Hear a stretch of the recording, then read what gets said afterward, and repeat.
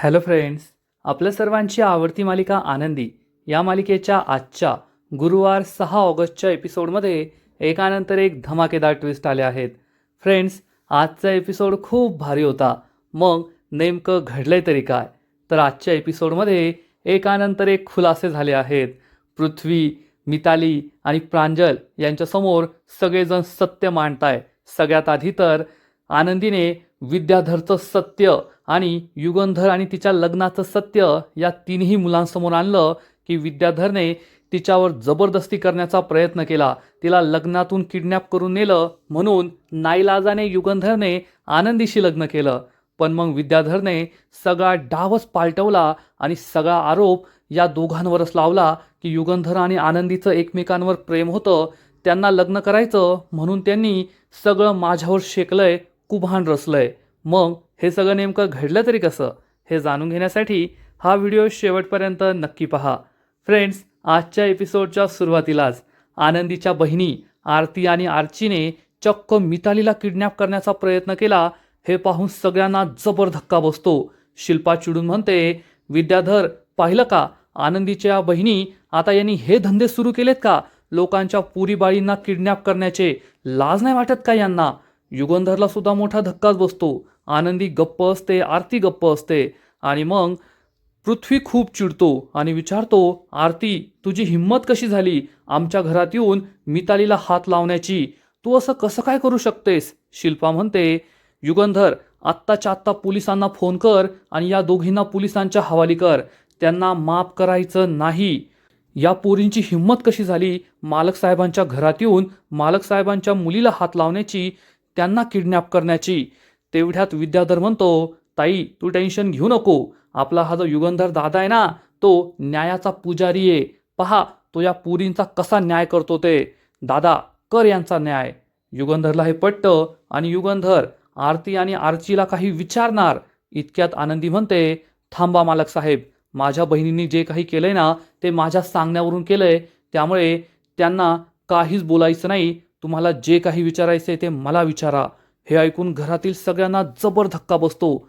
पृथ्वी खूप चिडतो आणि विचारतो, अगं आनंदी, अजून अजून काय करणार आहेस तू? आमच्या संपूर्ण घराचं, आमच्या आयुष्याचं वाटोळं करून तुझं मन भरलं नाही का? म्हणून आमच्या बहिणीला किडनॅप करायला निघाली आहेस तू? लाज नाही वाटली का तुला हे सगळं करायला? आनंदी गुपचूप सगळं ऐकून घेते. आरतीला खूप राग येतो. प्रांजल म्हणतो, ए आनंदी, काय चाललंय का तुझं? तुझी हिंमत कशी झाली आमच्या मितालीला हात लावण्याची? आम्ही तुला सोडणार नाहीये. पृथ्वी काही बोलणार इतक्यात आरती म्हणते, ए गप्प बस, यानंतर एक शब्द सुद्धा बोलायचा नाही बरं का. आरतीचा हा रुद्रावतार पाहून पृथ्वी, युगंधर, विद्याधर, शिल्पा या सगळ्यांना जबर धक्काच बसतो. आरती चिडून म्हणते, आता तुम्हाला जेवढा त्रास होतोय ना की आम्ही दोघी तुझ्या बहिणीला किडनॅप करण्याचा प्रयत्न करत होतो, तेवढाच त्रास आम्हाला झाला होता जेव्हा तुझ्या लाडक्या विद्याधर काकाने लग्नाच्या मंडपातून आमच्या आनंदीला पळून नेलं होतं, तिच्यावर जबरदस्ती करण्याचा प्रयत्न केला होता. हे ऐकून विद्याधरच्या पायाखालची जमीनच सरकते. पृथ्वी, प्रांजल, मिताली या सगळ्यांना जबर धक्का बसतो आणि मग आरती झालेला सगळा प्रकार सांगते. जाब आम्हाला नाही, तुझ्या ह्या विद्याधर काकाला विचार की त्याने आमच्या आनंदीवर वाईट नजर का ठेवली होती, तिला लग्नाच्या मांडवातून पळून का नेलं होतं, आमच्या आबांच्या छातीवर पाय ठेवून त्याने आनंदीला आमच्या डोळ्यासमोर पळून नेलं होतं, हा जाब त्याला विचार. विद्याधरच्या पायाखालची जमीन सरकलेली असते की माझं सगळं सत्य यांच्यासमोर येतंय. आणि तेवढ्यात आर्ची म्हणते, हो हो विचारा, तुमच्या या लाडक्या विद्याधर काकाला विचारा की त्याने आमच्या आनंदीताईवर वाईट नजर का ठेवली होती, त्याने आमच्या आनंदीताईवर बळजबरी करण्याचा प्रयत्न केला होता की नाही, त्याने आमच्या आनंदीताईला लग्नाच्या मंडपातून पळून नेलं होतं की नाही. आम्हाला जाब विचारताय ना, आधी याला जाब विचारा. म्हणजे आमच्यासाठी न्याय वेगळा आणि तुमच्या काकासाठी न्याय वेगळा, असं कधी असतं का? मिताली, पृथ्वी, प्रांजलला जबर धक्का बसलेला असतो. विद्याधरला कळतच नाही आता हे सगळं कसं सावरायचं. धनश्री, शिल्पाचं सुद्धा तोंड पाहण्यासारखं झालेलं असतं. आरती म्हणते, तुझ्या विद्याधर काकाने ना आमच्या आनंदीला पळून नेलं, त्याची घाणेरडी नजर होती आनंदीवर, आनंदीवर जबरदस्ती करण्याचा प्रयत्न करत होता तो. असा नालायक आहे तुमचा हा विद्याधर काका. पृथ्वी, प्रांजल, मितालीचा विश्वासच बसत नाही. धनश्रीच्या चेहऱ्यावर 12 वाजतात आणि विद्याधर नजर खाली करतो. माई बापू खूप खुश होतात आणि तेवढ्यात आनंदी म्हणते, थांब आरतीताई, मी यांना सगळं सत्य सांगते. आणि मग आनंदी पृथ्वी, मिताली, प्रांजल यांना सगळं सत्य सांगते. मुलांनो, मालक साहेब आणि माझं जे लग्न झालंय ना, ते कधीच ठरलेलं नव्हतं. आमच्या दोघांचं लग्न होईल किंवा आम्ही दोघांनी लग्न करायचं असा विचारसुद्धा आमच्या मनात येऊ शकत नाही. कारण माझं एका दुसऱ्याच मुलाशी लग्न ठरलं होतं. परंतु ते लग्न होण्याआधीच तुमच्या या नालायक विद्याधर काकाने माझ्याबरोबर अशा काही गोष्टी केल्या ज्यामुळे युगंधर मालक साहेबांना माझ्याशी नाईलाजाने लग्न करावं लागलं.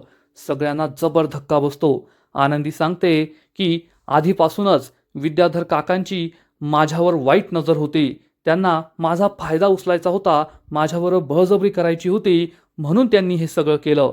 घरातील सगळ्यांना खूप टेन्शन येतं की आनंदी हे काय सांगतीये. आणि तेवढ्या शिल्पा ओरडून म्हणते, ए आनंदी, तोंड बंद कर. तुझ्या बहिणींच्या चुकावर पांघरून घालण्यासाठी काही बाही बोलू नकोस. तेवढ्यात पृथ्वी म्हणतो, थांब आत्या, मला आनंदीच्या तोंडून सगळं सत्य जाणून घ्यायचंय. शिल्पा आणि विद्याधरला जबर धक्का बसतो. प्रांजल, मिताली सुद्धा पुढे येतात आणि म्हणतात, हो आनंदी, आम्हाला तुझ्या तोंडून सगळं सत्य ऐकून घ्यायचंय. सांग, विद्याधर काकाने काय काय केलं, तुझं आणि आमच्या बाबांचं लग्न कोणत्या परिस्थितीत झालं, हे सगळं आम्हाला सांग. आम्हाला तुझ्या तोंडूनच सगळं सत्य ऐकून घ्यायचंय. विद्याधर खूप घाबरतो आणि मग आनंदी झालेला सगळा प्रकार सांगते. आनंदी सांगते की जेव्हा माझं एका दुसऱ्याच मुलाबरोबर लग्न ठरलं होतं तेव्हा हा विद्याधर माझ्या घरी आला. त्याने माझ्या आबांच्या थोबाडीत मारली आणि आमच्या समोरच आबांच्या छातीवर पाय ठेवला होता. हे ऐकून पृथ्वी, मिताली, प्रांजल यांना जबर धक्का बसतो. विद्याधर खूप घाबरतो. मग आनंदी सांगते की या विद्याधरने मला जबरदस्ती तेथून नेण्याचा प्रयत्न केला, पण तेवढ्यात मालक साहेब आले आणि मग मालक साहेबांनी या विद्याधरची चांगली धुलाई केली होती.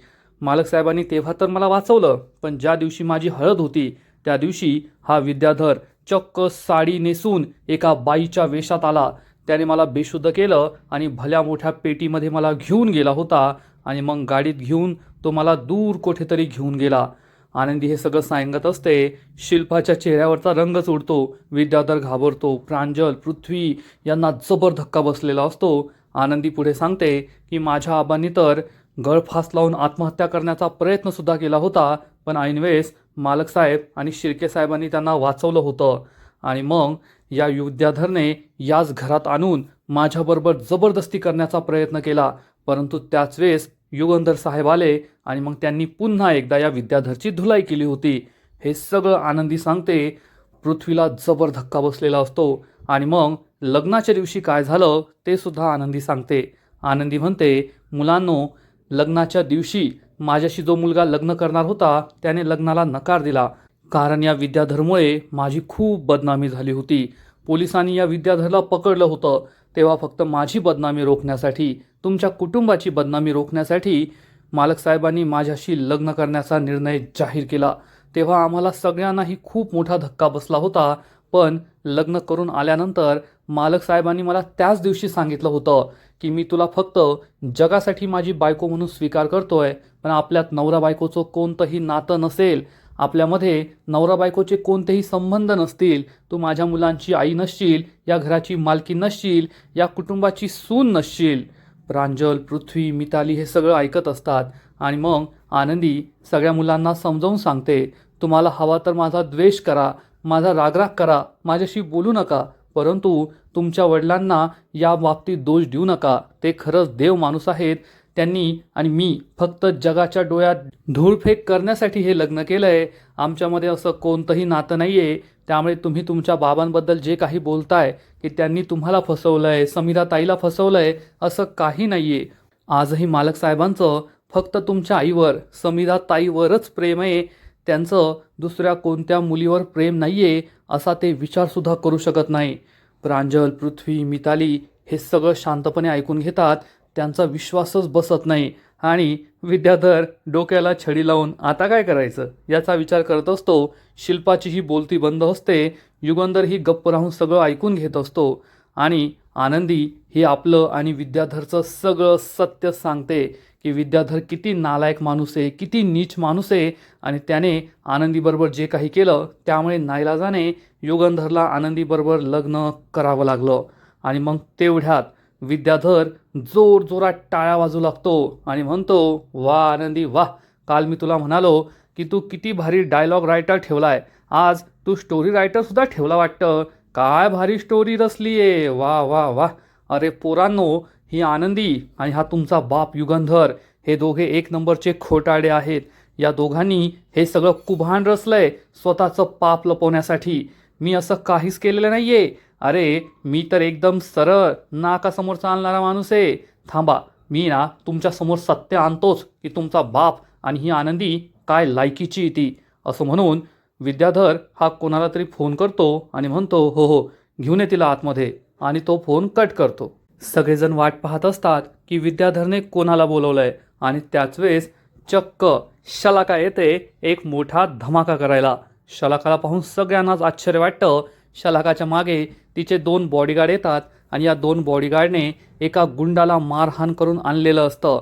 आणि पृथ्वी त्याला पाहताच लगे म्हणतो, अरे हा तर तोच माणूस आहे ना. तर विद्याधर म्हणतो, वा पृथ्वी वा, एकदम बरोबर ओळखलं. हा तोच माणूस आहे ज्याने माझ्यावर आरोप लावला होता की माझ्या कारमध्ये जो बॉम्बस्फोट झाला त्यासाठी मी याच्याकडून दारुगोळा खरेदी केला होता. परंतु आज तो स्वतःच तुम्हाला सत्य सांगेल की सत्य काय होतं. शिल्पा खूप घाबरते आणि मग विद्याधर या गुंडाला म्हणतो, लवकर खरं खरं बोल, नाहीतर तुझे तुकडे तुकडेच करील. आणि हा गुंड सांगतो, मी खरं सांगतोय साहेब, विद्याधर साहेबांनी माझ्याकडून दारुगोळा खरेदी केला नव्हता, तर माझ्याकडून दारुगोळा खरेदी केला होता युगंधर साहेबांनी, मालक साहेबांनी. आणि त्यांनी मला असं खोटं सांगायला सांगितलं होतं की विद्याधर साहेबांनी खरेदी केला आहे, आणि कारमध्ये बॉम्ब ब्लास्टसुद्धा युगंधर साहेबांनीच करायला सांगितला होता. पृथ्वी आणि सगळ्यांना मोठा धक्काच बसतो. आनंदी युगंधर गप्प बसतात. विद्याधर म्हणतो, पाहिलं का, आज तुमच्या बापाचा खरा चेहरा मी तुमच्यासमोर आणणार आहे.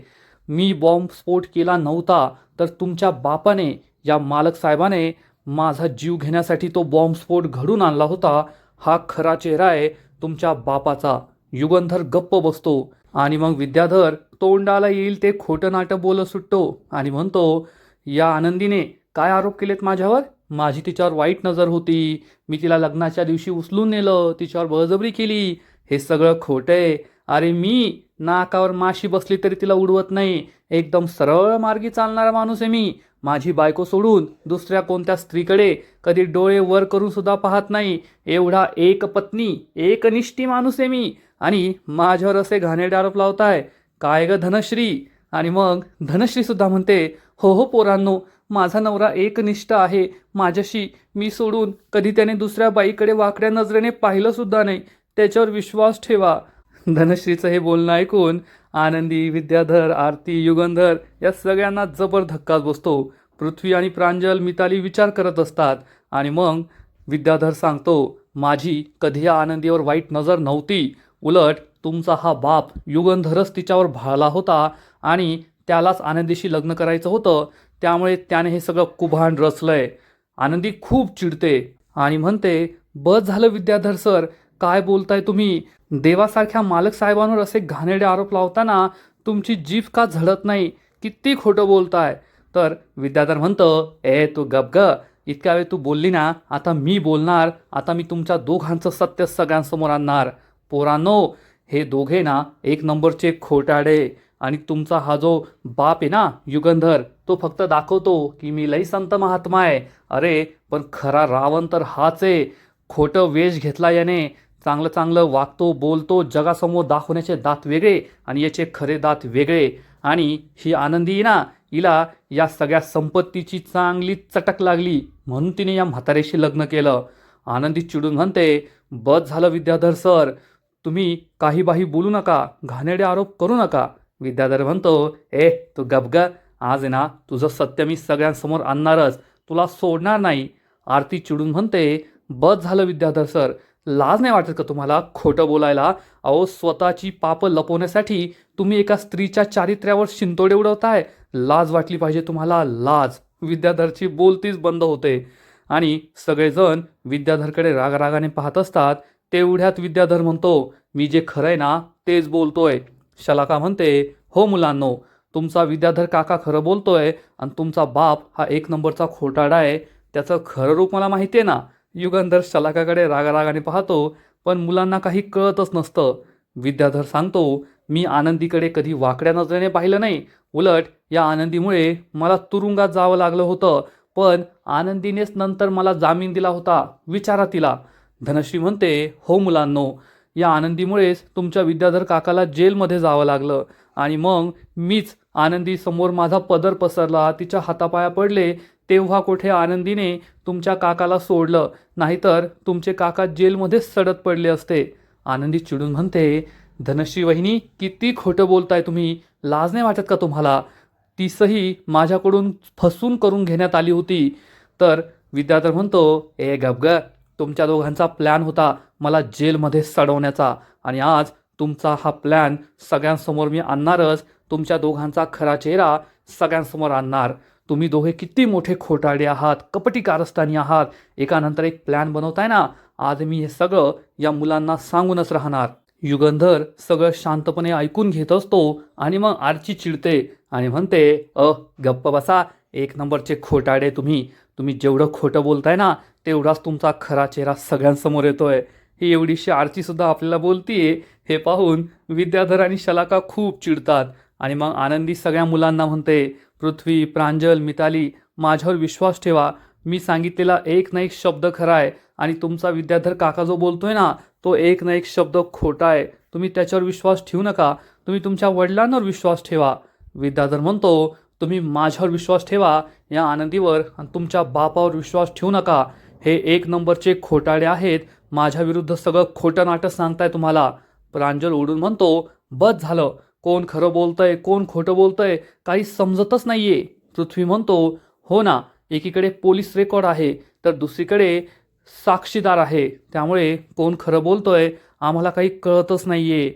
मितालीचा सुद्धा हाच प्रश्न असतो. शिल्पा गप्प बसते. आणि तेवढ्यात माई म्हणते, मुलांनो, तुम्ही तुमच्या बापावर विश्वास ठेवा, तोच खरं बोलतोय. बापू म्हणतात, हो हो, हा विद्याधर खोटं बोलतोय, त्याच्यावर विश्वास ठेवू नका. विद्याधर चिडून म्हणतो, ओ बापू, ओ माई, तुम्हाला कोणी मध्ये बोलायला लावलं व?